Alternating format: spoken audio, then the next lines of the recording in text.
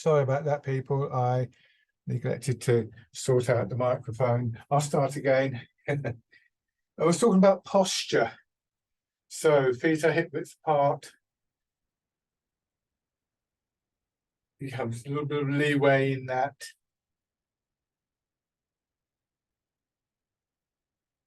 Weight is a little bit forwards in your feet. And I come closer. I don't know how easily you can see my knees, but rather than bending the knees, just settle.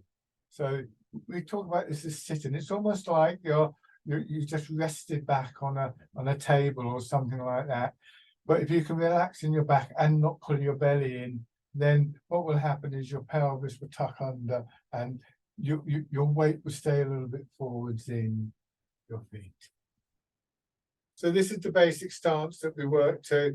And the feeling of this stance is the feeling that really we're trying to maintain through different movements, different postures. So getting a sense for this is really useful. Then bringing your attention to the middle part of your body, between hips, shall we say, hips and pelvis, and your waist, this whole area. And just begin to move in the area. Arms feeling quite heavy, and you can see I'm not actually moving that much, but already if you look at my hand that's moving, you'll see it's moving considerably more than the hand that's on my belly. So the movement will naturally increase through your body. Both hands hang down. Gradually pick up the pace of the movement.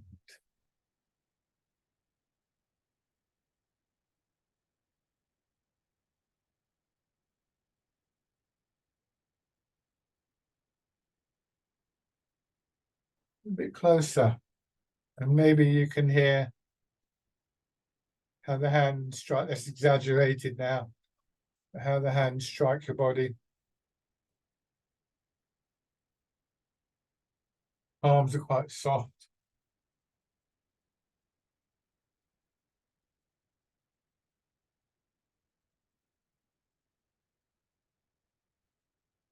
So this is a very standard preparatory exercise, one that fulfills really a range of functions. We get the general kind of physical warm up. So it's good to do this to get your blood energy circulating, to let the muscles warm up, just be more mobile if you do that. At the same time, there are things about this that are significant to all the movements that we do, the slower movements that we do. One of those things is the sense of rhythm. And one of the qualities, I think, in Tai Chi and Qigong is that there's a feeling of connection through your body.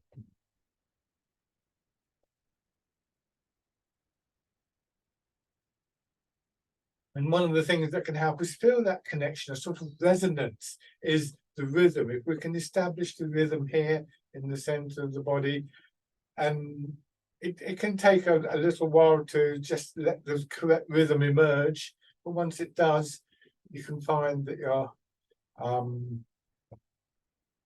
moving with that rhythm quite naturally, in much the same way as if you were kind of in a club or a dance hall, and there's a beat being hammered out, and everybody in the hall starts to sort of move with that beat. Rhythm is something that many of us naturally respond to.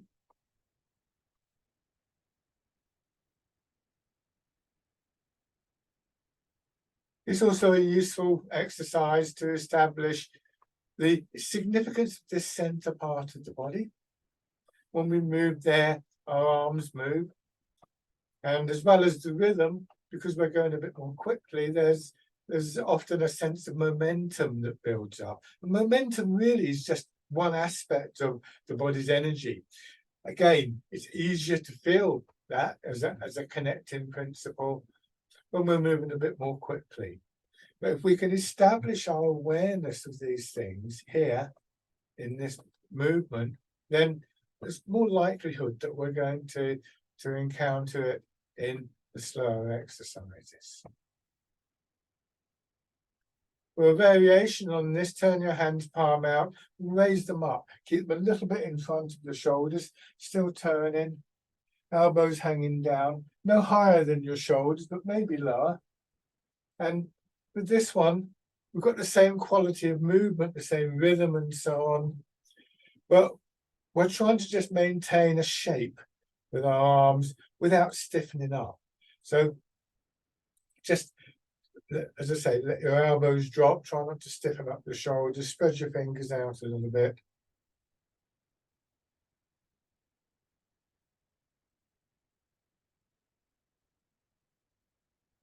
And then letting your hands drop down. A little bit more detail on the posture. In this basic stance, begin to rock your weight forwards and backwards. Now, I'm exaggerating this, but you can see I've angled forwards. Pretty soon I'm going to fall over, and even before that, I'm going to stiffen up. But if I just let my weight go more into the front of my feet, then I'm still okay. And then I go back to about the front part of my heel, and it's quite a small movement, really through the arch of your foot. And one of the key things that you're trying to establish with this is where there's a central point. If you think about a ball, if you roll a ball along the ground, especially if the ground's a bit uneven, it will roll along and slow down. And it rarely comes to an abrupt halt. It sort of rolls forwards and backwards, and it kind of rocks into position. So if you're somebody who has an idea about where that point would be for you in your feet, then by all means use that. But always keep open to the idea that it might have changed. And eventually just recognizing that point, what I would call equilibrium, where any tendency to be pulled forwards is neutralized by this feeling again of your hips dropping back. So you're kind of held in position and your weight is going directly down into your feet. And this is, again, a feeling that we want to try and maintain all the way through different exercises.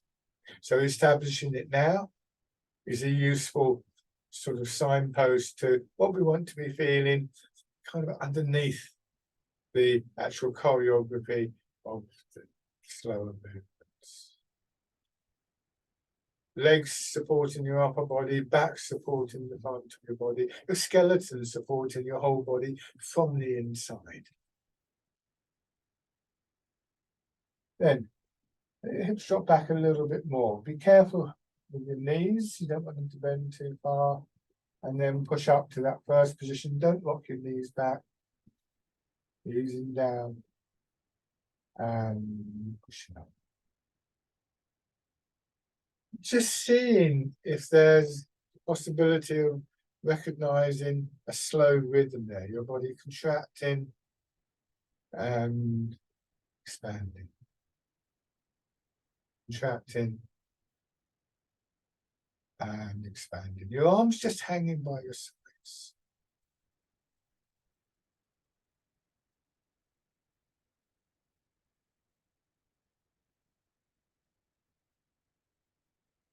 Although you're not doing anything with your arms, they are of course moving with you. So there's already the possibility of movement, of energy in your arms. So now, just again, coming into a particular shape, curl your hands in, push up. So you're lifting the ball up, then you turn your hands over as though they're draped over the ball. Drop your hips and settle. It expands and contracts.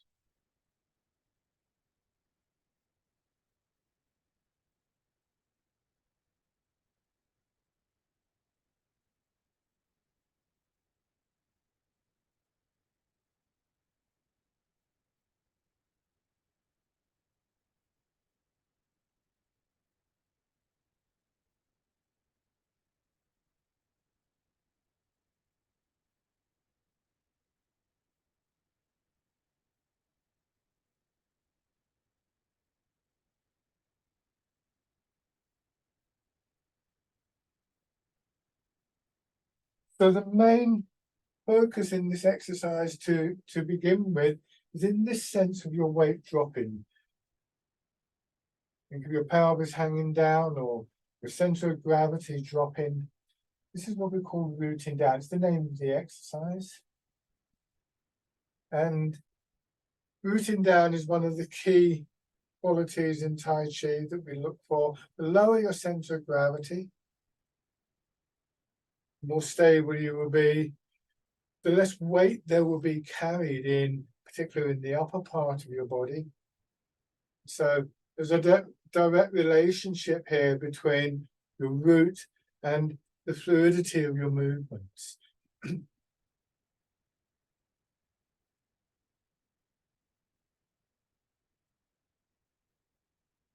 Allowing gravity to move through your body without restriction as much as you can, rather than strained against.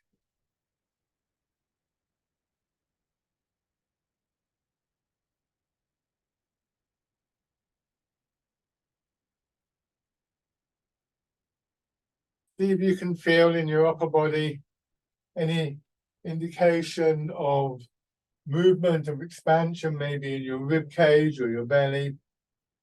You may find that your breathing naturally synchronizes with the movement. If it doesn't mean you're doing anything wrong. Just let your body breathe naturally. Don't try for any particular breathing pattern. Do one more of these.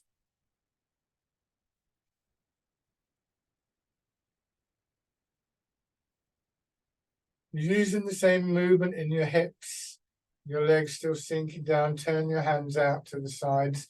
Again, your hands slightly in front of your body, slightly in front of your shoulders, not too far forward, but not pulled behind. So same thing about rooting down, but different in the upper part of your body in a movement called the wild goose. So here we use this image of the bird in flight, which if it conveys a quality of smoothness of movement, perhaps strength of movement even, because these are big birds, they're quite strong in flight, or any other quality that seems appropriate to bring in, then the imagery can really help with that.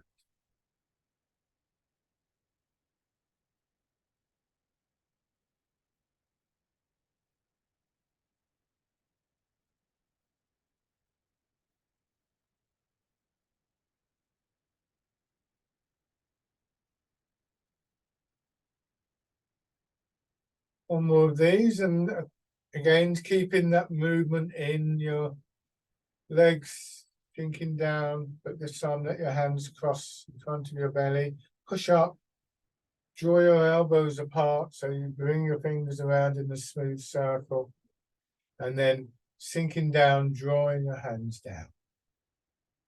This is called parting the clouds, with that sense inside of a gentle expansion, a kind of opening up that we might experience seeing the sun come out from behind a bank of clouds.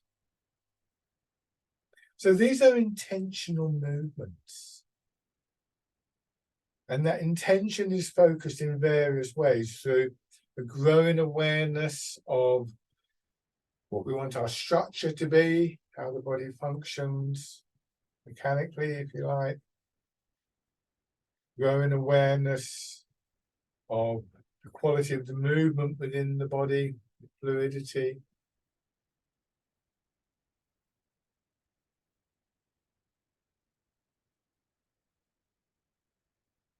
But also through the use of images of one kind or another. Remember, not every image is going to work for you. So when an image is useful to you, make use of it.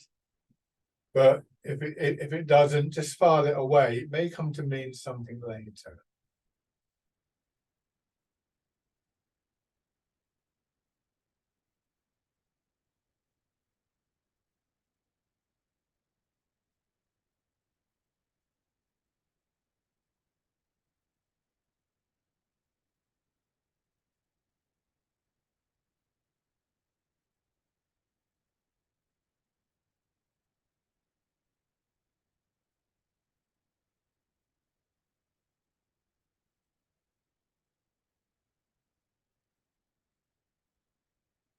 Do one more of these. So the movement in your hips, up and down again, I'm exaggerating a little bit here, governs the movement of your arms and your hands. Gradually getting a sense for the whole body in movement. Same with this next exercise, let your hands drop down. Now we alternate from side to side. Push up on one side, hand goes a little bit above your head, rotate as though you're just winding your hand around very gently and pull down. This is called the dragon plucking the stars from the sky.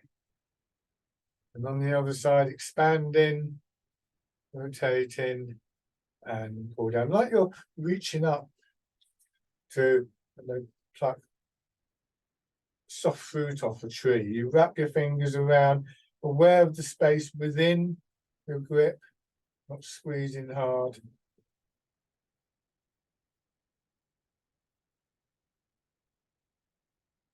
And just trying to feel maybe the rhythm in the movement. Your body expands and contracts.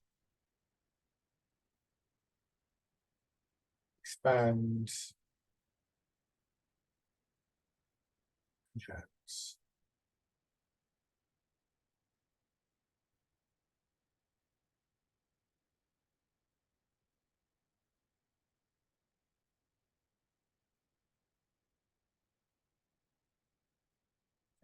You may notice that you're putting a greater emphasis on one stage or another.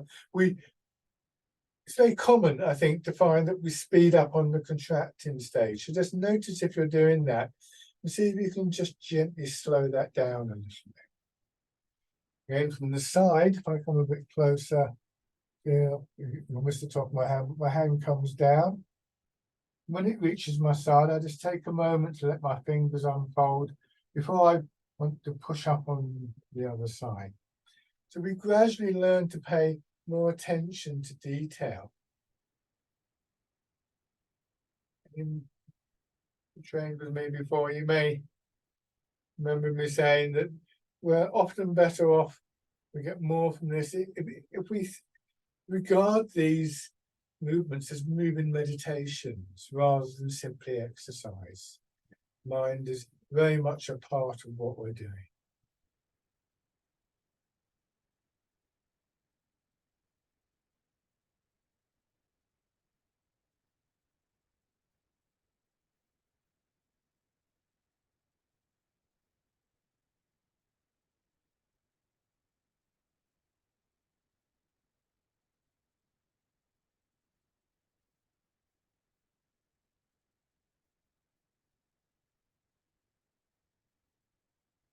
Do one more of these.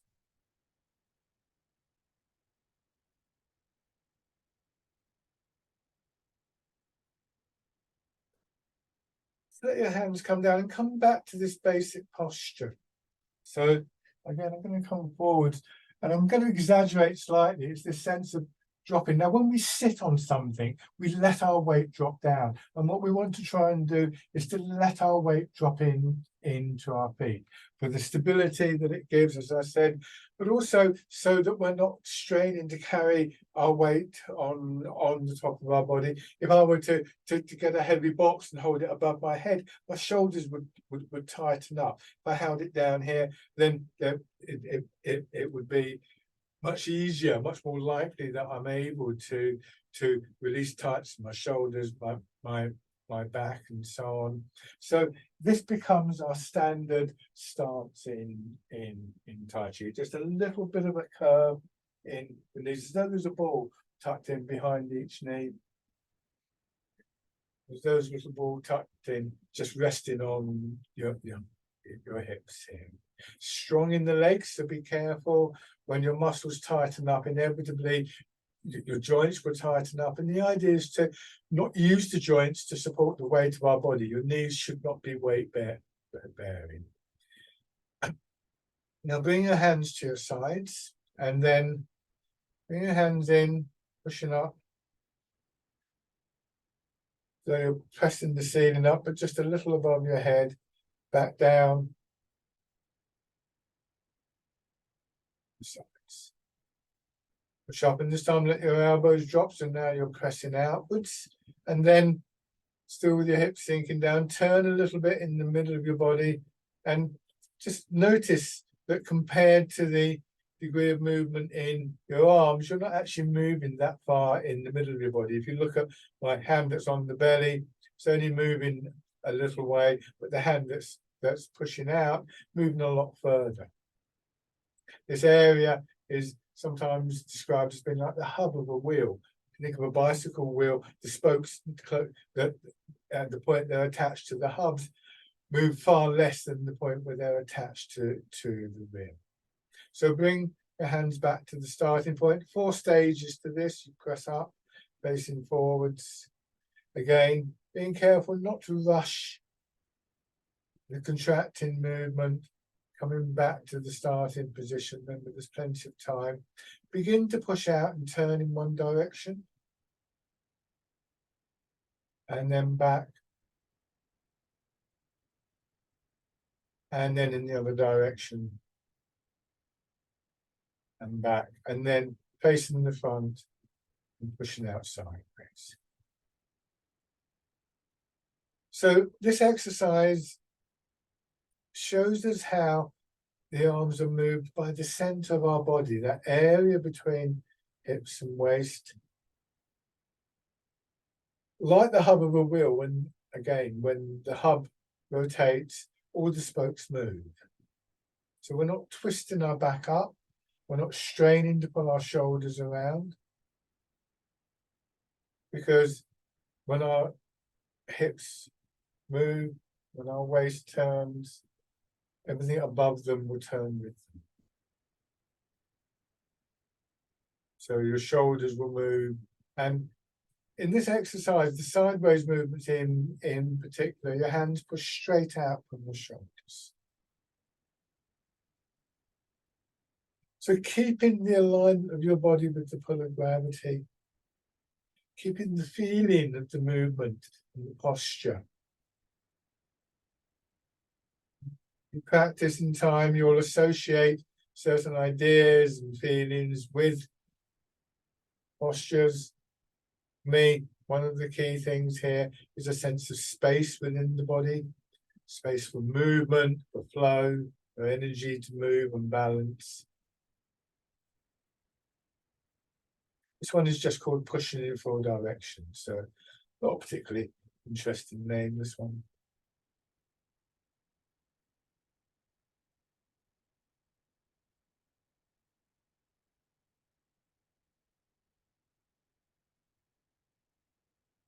Your weight staying as much as possible with 50% in each leg. You may feel that your weight is moving a little bit from one leg to another, especially as you turn, in which case 2 things. Try and just release a bit more in your hips, and maybe not turn as far. Remember, you don't need to turn that far to get the hands to move significantly.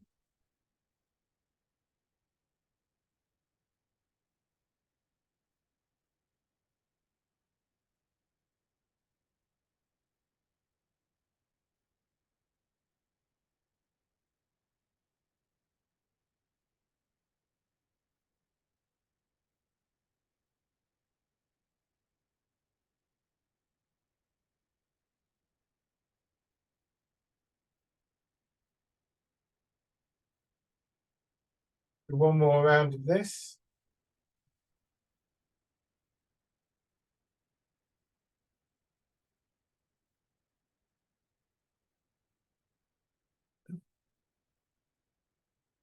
We move. At the end of the movement, you want to feel as though you could have moved a little bit further. Once again, maintaining that spacious quality within your body.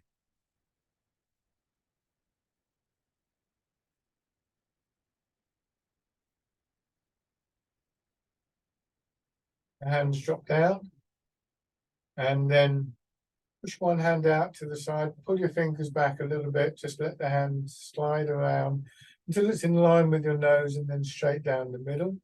So just describing a half circle. And really The circular movements are very characteristic of Tai Chi and Qigong, and a very natural movement for your arm. As your arm starts to move, it's attached at one end but not at the other. So the circle should be quite straightforward. It isn't always, but it should be. So these are all very much based on the natural movements that our body would make. If this is comfortable for you, try just turning a little bit here.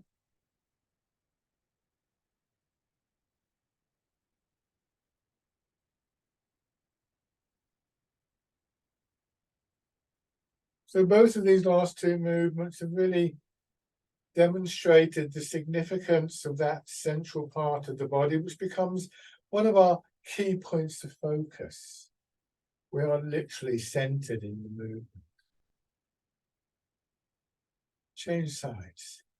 It's as though you're able to sort of look out from the center of the body, through the body, observing the movement, and in time just observing which parts of the movement are useful to you, which parts you maybe want to try and change.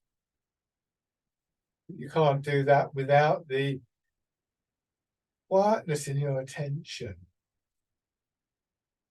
that enables you to just make that observation. This time, once again, if it's comfortable for you, turn. We'll weight a little bit forwards in your feet, hips dropping back. Try and just be more aware of the patterns of movement and change within your body, not just the external movement, the choreography.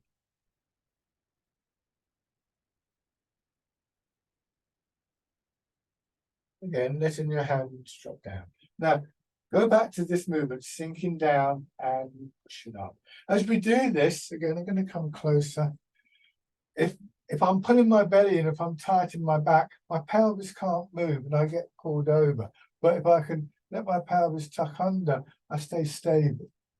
So there's a direct relationship between the alignment of my body and maintaining an upright stance and the alignment of my pelvis.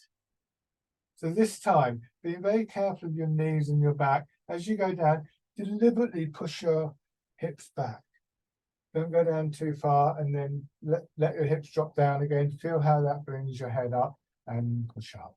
So again, we see the significance of this central part of the body. If we can simply allow gravity, pull our hips down, then we can begin to find a way to come upright without straining against gravity. And I think this is a really lovely aspect of the posture in Tai Chi. This time, the movement, push your hands up, and as your hips go back, swing them forwards. This is called rowing a boat in the middle of the lake. It's not a back bend, it's a tilt from the hips, your head goes forwards. I'm doing this quite big, so you don't have to do it anything like this big. And again, a strong focus of your attention in the center of your body. If you can move in the center of your body, eventually the movement will touch all parts of your body. So we get that sense of connection from feet to fingertips to crown of the head as the movement flows in different patterns and different ways through the body.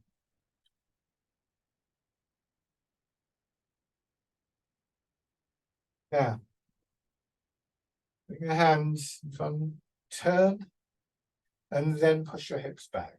Turn again, swing your hands around in a circular movement and back to the beginning. Same thing on the other side. This is called polishing the table.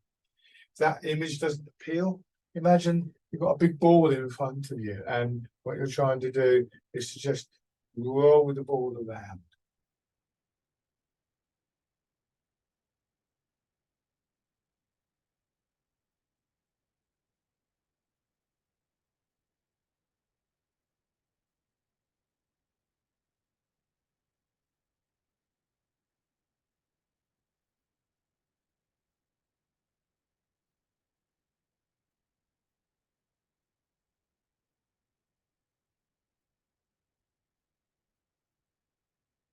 One more time on each side.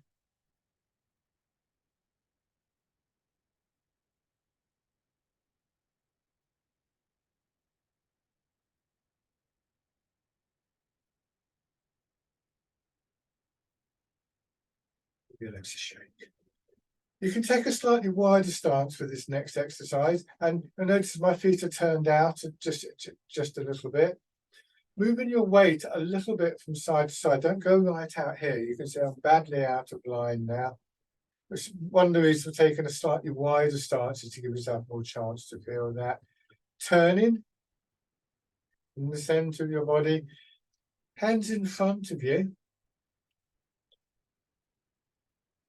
Let your fingers drop down, almost like you're just moving in water and you're drawing the hands across here. And again, they swing up a little bit and drop down. Swing up and drop down. You're not trying to lift your arms.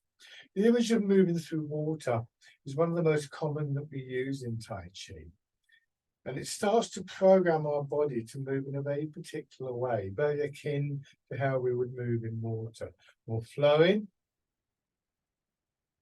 softer, particularly in the joints of the body. If we're stiff and tight in water, we meet greater resistance.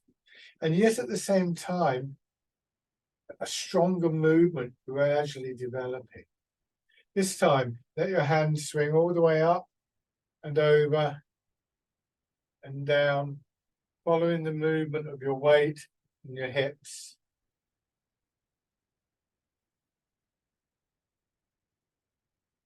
Remember, the circle is a natural pattern for your fingers to move in from your shoulders, turning in the center of your body, moving your weight. The movement of the weight is one of the primary driving energies in Tai Chi.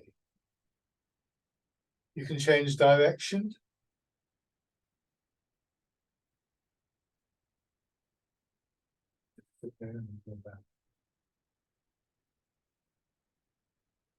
Almost like you're painting a circle on a wall in front of you.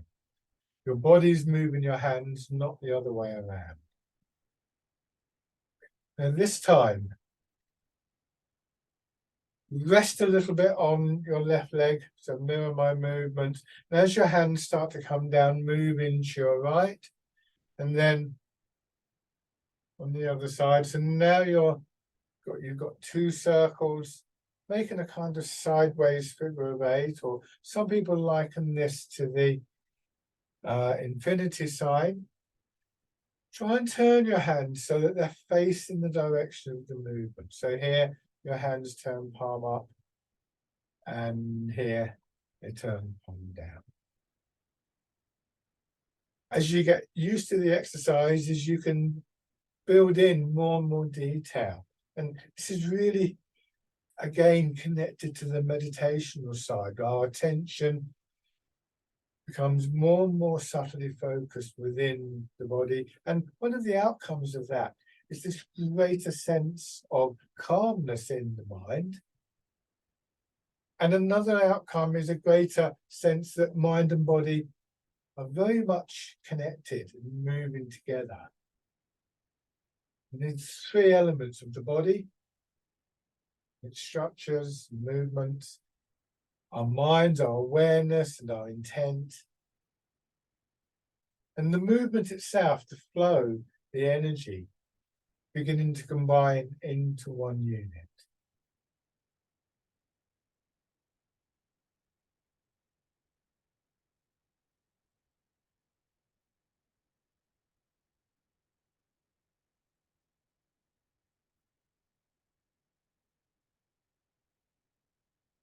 Okay, and then rest. Now we're going to change the stance. You keep the width of your stance. Turn what will be the back foot out at a comfortable angle and step straight forwards. Notice the space across my legs. I haven't stepped to here. So you maintain the width of your step. You step about the same in length. This is what it looks like from the side. Hips dropping down. And once again, just moving your weight a little bit into your front foot and then into your back. Again, it's quite a small movement of the weight. If I go too far, I'll be overextending the knee and losing stability and so on and so forth. Using your legs to move your upper body. So in the parallel stance, we did a lot of exercises where we sank down in the hips and we're pushed up. Same thing is happening here, but when we feel the push from the legs, we direct it forwards or backwards.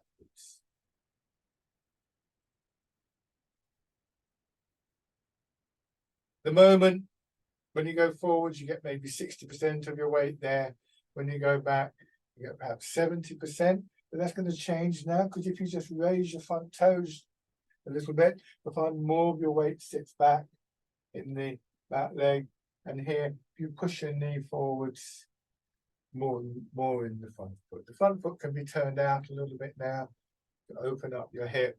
And you want to let your weight and your center of gravity drop down through the leg as much as possible. This is what maintains the stability of the movement, not clinging on to thin air with your arms and your hands.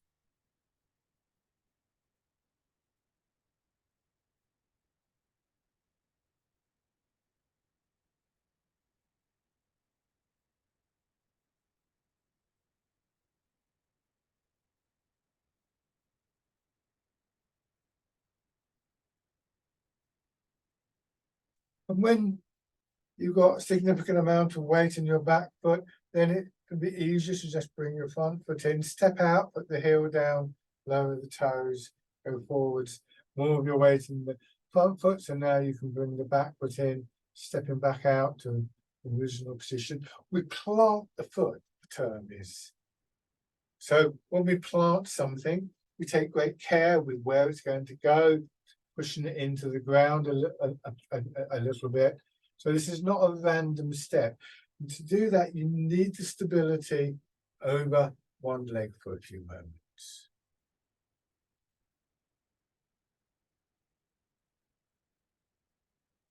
Shake out. So do those stages on the other side. Don't rush. Get your stance correct. Begin to move your weight, to transfer your weight from one foot to another. If you've got an idea about where you found that neutral point when we did that initial rocking exercise, if you remember, towards the start of the class, see if you can direct the weight to that point. Again, movements gradually becoming more and more precise, and that connection between mind, body, and movement, the three treasures or the three jewels of Tai Chi, just building more and more. It's a perfectly natural connection. There's nothing unusual about this, except that in Tai Chi, we try and really make use of these things. So we develop these through the development of those three aspects, through the development of the physical postures, through the training of our attention to stay in the body and to increasingly influence the body in one way or another, and through feeling the patterns of movement as they work through our body. Again, just raising toes and heel. Try and keep the alignment of your body. It's a very simple exercise, but not at all easy.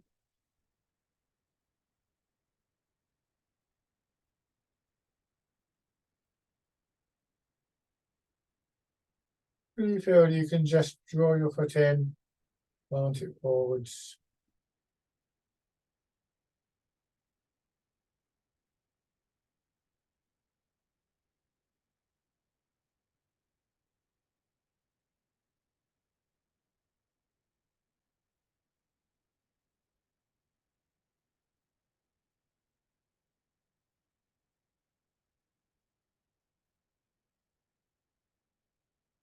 And then either go forwards or backwards, depending on where the room is. This time, step through. I talked earlier about how our arms naturally move in a circle. If you watch my foot, it describes a half a circle. It will draw in and swing out, and again, it's attached at one end, not at the other. So the circle is quite natural for us.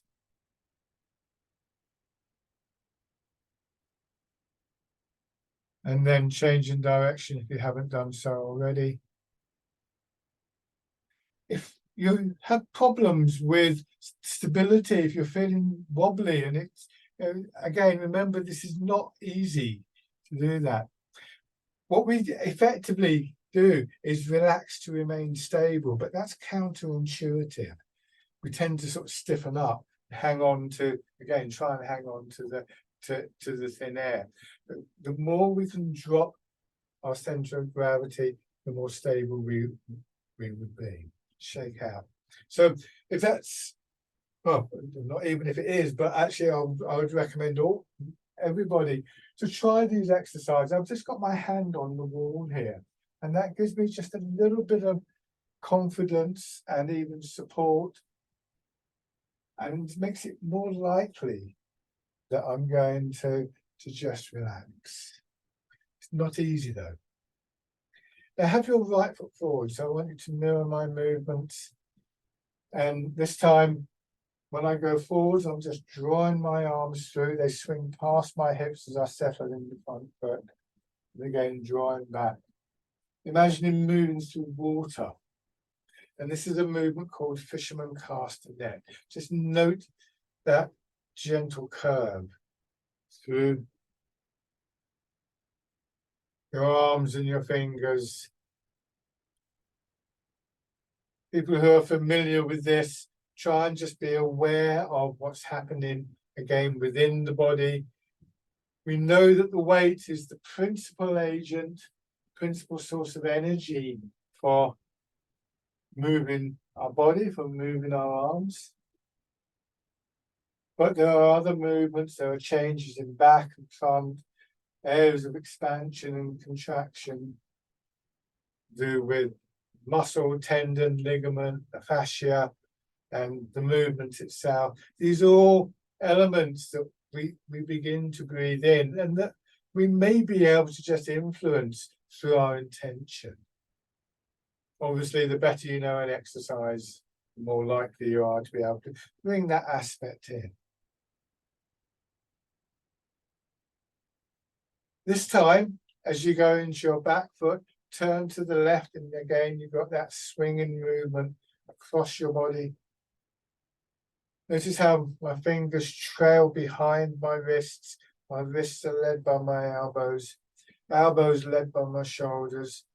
Shoulders led by the combination of weight moving and the center of my body turning. And again, this time, settle back into your back foot. Allow the arms to swing up, and as they start to swing down, coming forwards. Once again, making this figure of 8 movement. Same thing on the front foot.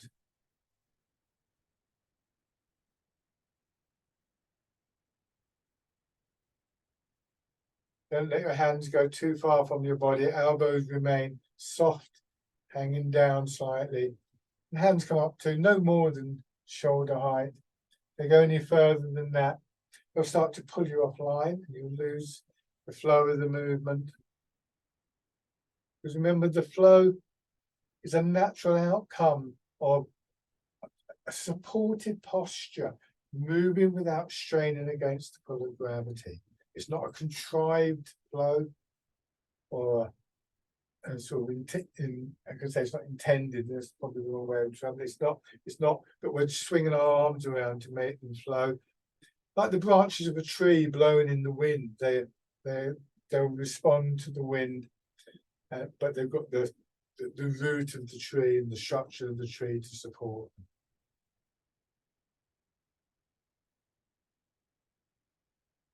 Good.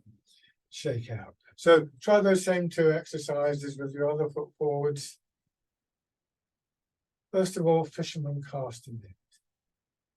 Imagine moving through water. When we move against some kind of resistance, whatever that resistance is, maybe opening a door or picking up a bag that's a bit heavier or something like that, our body naturally changes how it's moving, because the extra effort required tends to encourage this linking up of different parts of the body. One of the lovely phrases in some of the old writings associated with Tai Chi is that we should feel that when one part of the body is in motion, our whole body is somehow engaged with that. When one part of the body is in motion, the whole body is in motion. And that also relates, of course, not just to the mechanics of the movement, but to the flow and the sense of the energy flowing through the body. And then coming back. So that energy, the energy of the momentum, if you like to think of it like that, kinetic energy, will eventually link in to the other energetic processes of the body, of which there are many. And so, again, there's this sense of connection, not just through the mechanics of the body, but really through the whole process of body, mind, and energy. Letting your arms swing up and down. So one of the aims in these arts could be in line with Chinese medicine to find a sort of state of harmony in this movement, this flow. And in order to do that in Tai Chi, we need to be aware of all of these three jewels, body, mind, and energy. They support each other, they feed off each other, they influence each other in many different ways. Think of them as being like the three legs of a tripod. You won't get the genuine flow of the energy if the mechanics of your body aren't working as well as they can. If your attention is distracted, then you lose that quality of intent. If the flow isn't there, it might remind us that maybe we've started to daydream, or that maybe we're a bit stiff in the shoulder. And maybe we can use our awareness to find a way to release that tightness. This is part of the ongoing process of Tai Chi. Then we're going to include this with the stepping. So I'm going to go forwards. I turn my foot out a little bit. I go forwards, turn, I raise my back heel, bring my foot in. And again, I'm going to step back and then down, raise my toes, bring the foot in.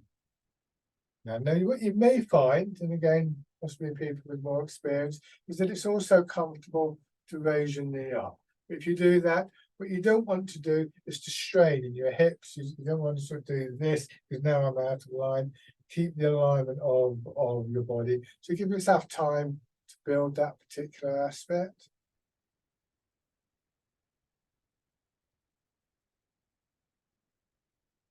This time, place the foot down so the other foot is forwards. Try this on the other side.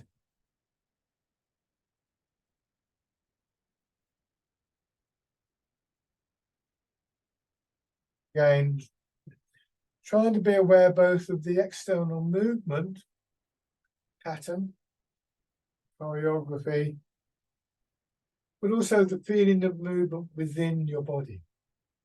Quite often, those very subtle changes in the body are the ones that are more likely to be influenced by our intent. And then I'm going to take a step forward. Again, choose your direction. Take your time, settle in, maybe raising the leg, but then take time to plant the foot before you move your weight.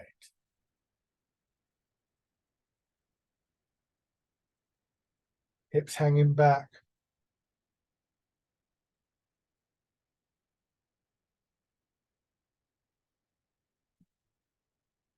I'm going to change direction now.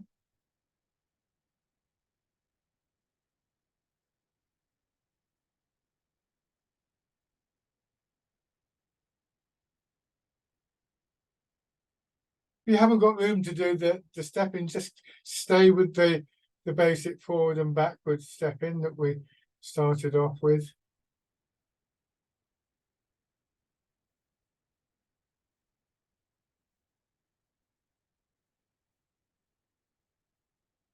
Again, be careful that you don't overextend your arms.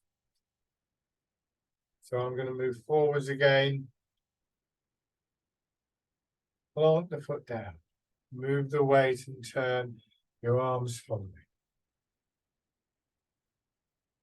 Again, heel, toes, and weight if you're going forwards. If you're going back, it would be the ball of your foot first.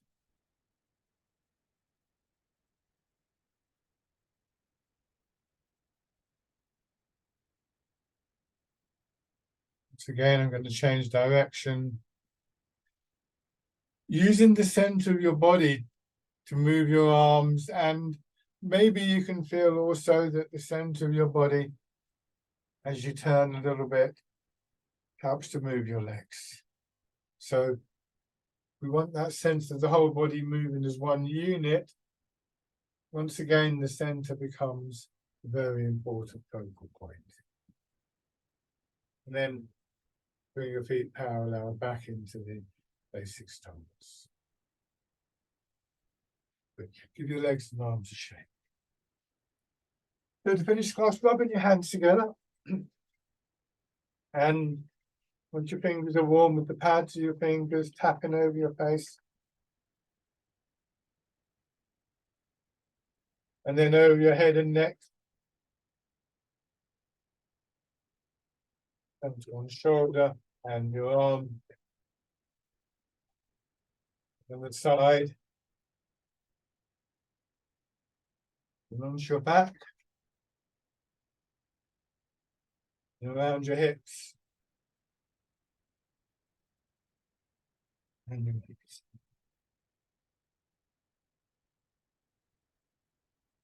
Very light on your belly. And onto the upper part of your chest. So. Now, the final exercise takes us back to this basic stance. So it's called Embrace Tiger, Return to Mountain. Let your hips sink down, push up, pushing your arms up, and then bring them around. So you're going to hold the ball against your chest, drawing your hands in and pressing down. And again, push up, bringing your arms around. Drawing in and pressing down. Embrace Tiger, Return to Mountain. Just focusing primarily, once again, on this sense of settling. That your attention, as much as possible, rests in your body. So it's not just a physical dropping down. It also, in a sense, sort of settles your thoughts for a moment or two.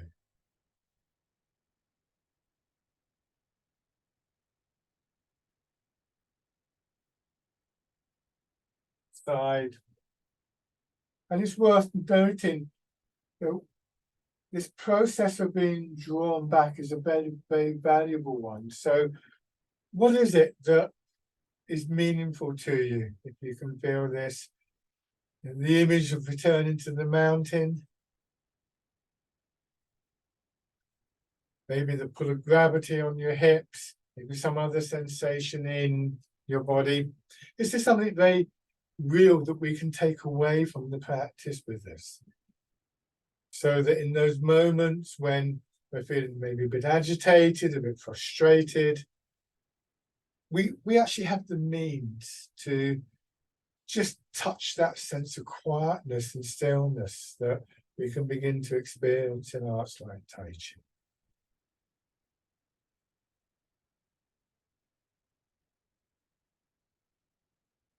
Two more of these.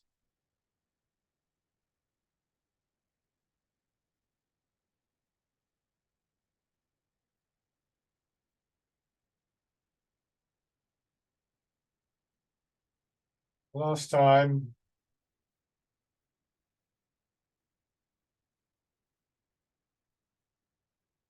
Standing in this posture, let your arms hang by your sides or rest on your belly. Close your eyes if you're comfortable with this. And again, if you're comfortable with the idea, you may want to take just a couple of slow, gentle breaths, Maybe just be aware of your weight dropping in your feet. It's calm and quiet in here.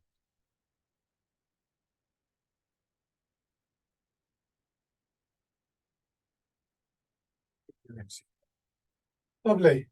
Thank you very much for joining in, and everybody, as always, if you have any questions, do please feel free to contact me. Bye for now.